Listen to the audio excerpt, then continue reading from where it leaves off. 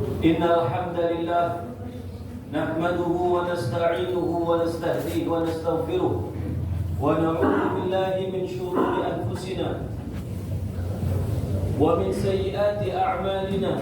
من يهده الله فلا مضل له ومن يضلل فلا هادي له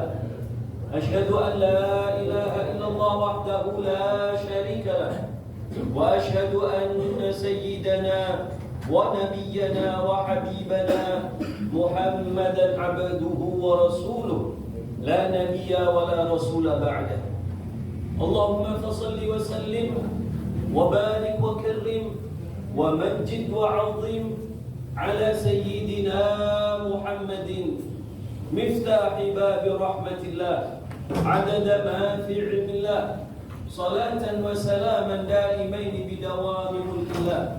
وعلى آله وصحبه ومن والاه فيا أيها الناس فإني أوصيكم ونفسي بتقوى الله فاتقوا الله فإنه من اتقى وقاه ومن توكل عليه كفاه وقد قال ربنا في كتابه الكريم يا أيها الذين آمنوا اتقوا الله حق تقاته ولا تموتن إلا وأنتم مسلمون وقال أيضا وتزودوا فإن خير الزاد التقوى واتقوني يا أولي الألباب أما بعد kaum muslimin para jamaah salat Jumat rahimakumullah, marilah kembali dalam kesempatan yang mulia ini kita selalu mengingat pesan Allah Subhanahu wa taala kepada umat manusia al-awwalina wal akhirin, dari generasi pertama sampai generasi umat terakhir, umat Muhammad sallallahu alaihi wasallam ini, untuk selalu bertakwa kepada Allah Subhanahu wa taala dengan sebenar-benar takwa. Allah Subhanahu wa taala menegaskan hal itu. Walaqad wassayna alladziina utul kitaba min qablikum wa iyyakum an ittaqullah. Dan kami, kata Allah, telah berwasiat kepada umat sebelum kalian, orang-orang ahlul kitab, dan juga kepada kalian untuk selalu bertakwa kepada Allah Subhanahu wa taala. Takwa yang mencakup seluruh sisi zahir dan batin kita, bukan hanya ucapan atau perbuatan, tetapi ketakwaan dalam batin kita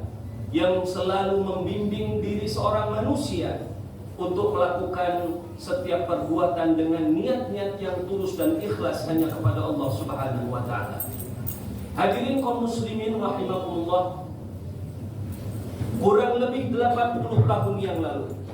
tepatnya 22 Oktober 1945, seorang ulama karismatik Indonesia, Hadratus Syekh Kiai Haji Hasyim Asy'ari, mengeluarkan sebuah fatwa yang bersifat umum kepada seluruh bangsa Indonesia, yang ketika itu baru saja menyatakan kemerdekaannya sebagai sebuah bangsa, di mana penjajah sudah mulai datang kembali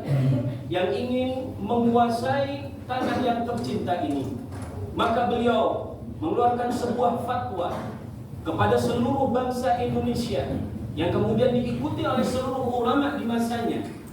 untuk berjihad melawan kolonialis, koloni baru yang baru saja datang ke negeri kita setelah kemerdekaan itu. Nikmat sebuah kemerdekaan, nikmat keamanan, ketentraman, keadilan, dan terbebas dari semua kezaliman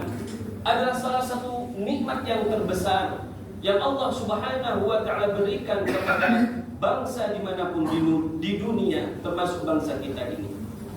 Apa yang kita dapatkan dari kemerdekaan, alhamdulillah sudah kita jaga puluhan tahun sampai hari ini. Namun demikian, kita saat ini juga terpanggil terhadap sebuah keadaan yang sangat genting terhadap saudara-saudara kita, kaum muslimin di Palestina, yang saat ini sedang merasakan apa yang telah kita rasakan puluhan tahun yang lalu tersebut.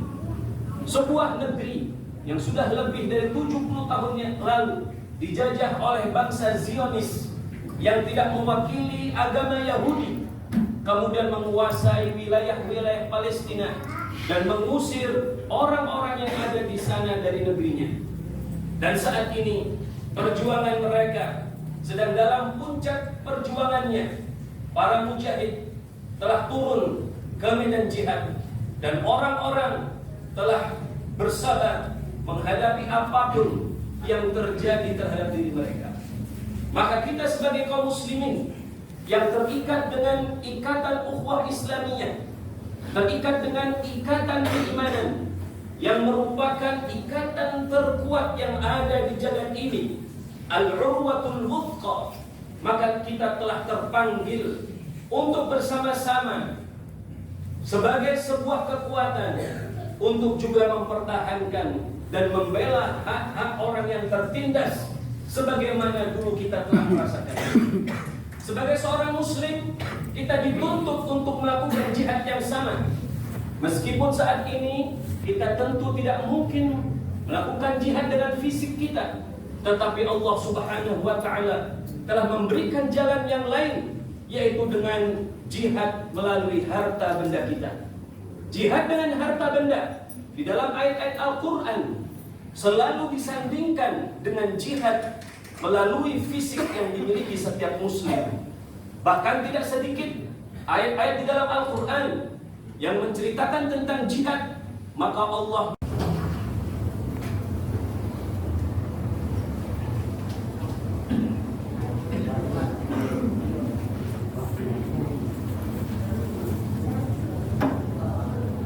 Innal hamdalillah nahmaduhu wa nasta'inuhu wa nastahdihi wa nastaghfiruh wa na'udzu billahi min shururi anfusina wa min sayyiati a'malina man yahdihillahu fala mudilla lahu wa man yudlil fala hadiya lahu ashhadu an la ilaha illallah wahdahu la sharika lahu wa ashhadu anna sayyidana ونبينا وحبيبنا محمدا عبده ورسوله لا نبي ولا رسول بعده اللهم فصل وسلم وبارك وكرم ومجد وعظم على سيدنا محمد مفتاح باب رحمة الله عدد ما في علم الله صلاة وسلاما دائمين بدوام ملك الله وعلى آله وصحبه ومن والاه فيا أيها الناس فإني أوصيكم ونفسي بتقوى الله فاتقوا الله فإنه من اتقى وقاه ومن توكل عليه كفاه وقد قال ربنا في كتابه الكريم يا أيها الذين آمنوا اتقوا الله حق تقاته ولا تموتن إلا وأنتم مسلمون وقال أيضا وتزودوا فإن خير الزاد التقوى واتقوني يا أولي الألباب أما بعد kaum muslimin para jamaah salat Jumat rahimakumullah, marilah kembali dalam kesempatan yang mulia ini kita selalu mengingat pesan Allah Subhanahu wa ta'ala kepada umat manusia al-awwalina wal akhirin, dari generasi pertama sampai generasi umat terakhir, umat Muhammad sallallahu alaihi wasallam ini, untuk selalu bertakwa kepada Allah Subhanahu wa ta'ala dengan sebenar-benar takwa. Allah Subhanahu wa ta'ala menegaskan hal itu. Walaqad wassayna alladhina utul kitaba min qablikum wa iyyakum an ittaqullah. Dan kami, kata Allah, telah berwasiat kepada umat sebelum kalian, orang-orang ahlul kitab, dan juga kepada kalian untuk selalu bertakwa kepada Allah Subhanahu wa ta'ala. Takwa yang mencakup seluruh sisi zahir dan batin kita, bukan hanya ucapan atau perbuatan, tetapi ketakwaan dalam batin kita yang selalu membimbing diri seorang manusia untuk melakukan setiap perbuatan dengan niat-niat yang tulus dan ikhlas hanya kepada Allah Subhanahu wa ta'ala. Hadirin kaum muslimin rahimakumullah, kurang lebih 80 tahun yang lalu tepatnya 22 Oktober 1945, seorang ulama karismatik Indonesia, Hadratus Syekh Kiai Haji Hasyim Asy'ari, mengeluarkan sebuah fatwa yang bersifat umum kepada seluruh bangsa Indonesia yang ketika itu baru saja menyatakan kemerdekaannya sebagai sebuah bangsa, di mana penjajah sudah mulai datang kembali yang ingin menguasai tanah yang tercinta ini. Maka beliau mengeluarkan sebuah fatwa kepada seluruh bangsa Indonesia yang kemudian diikuti oleh seluruh ulama di masanya untuk berjihad melawan koloni baru yang baru saja datang ke negeri kita setelah kemerdekaan ini. Nikmat sebuah kemerdekaan, nikmat keamanan, ketentraman, keadilan, dan terbebas dari semua kezaliman adalah salah satu nikmat yang terbesar yang Allah Subhanahu wa Ta'ala berikan kepada bangsa dimanapun di dunia, termasuk bangsa kita ini. Apa yang kita dapatkan dari kemerdekaan, alhamdulillah sudah kita jaga puluhan tahun sampai hari ini. Namun demikian, kita saat ini juga terpanggil terhadap sebuah keadaan yang sangat genting terhadap saudara-saudara kita kaum muslimin di Palestina yang saat ini sedang merasakan apa yang telah kita rasakan puluhan tahun yang lalu tersebut. Sebuah negeri yang sudah lebih dari 70 tahun yang lalu dijajah oleh bangsa Zionis yang tidak mewakili agama Yahudi, kemudian menguasai wilayah-wilayah Palestina dan mengusir orang-orang yang ada di sana dari negerinya. Dan saat ini perjuangan mereka sedang dalam puncak perjuangannya. Para mujahid telah turun ke medan jihad dan orang-orang telah bersabar menghadapi apapun yang terjadi terhadap diri mereka. Maka kita sebagai kaum muslimin yang terikat dengan ikatan ukhuwah Islamiyah, terikat dengan ikatan keimanan yang merupakan ikatan terkuat yang ada di jagat ini, al-urwatul wuthqa, maka kita telah terpanggil untuk bersama-sama sebagai sebuah kekuatan untuk juga mempertahankan dan membela hak-hak orang yang tertindas sebagaimana dulu kita telah merasakan. Sebagai seorang muslim, kita dituntut untuk melakukan jihad yang sama. Meskipun saat ini kita tentu tidak mungkin melakukan jihad dengan fisik kita, tetapi Allah Subhanahu wa Ta'ala telah memberikan jalan yang lain, yaitu dengan jihad melalui harta benda kita.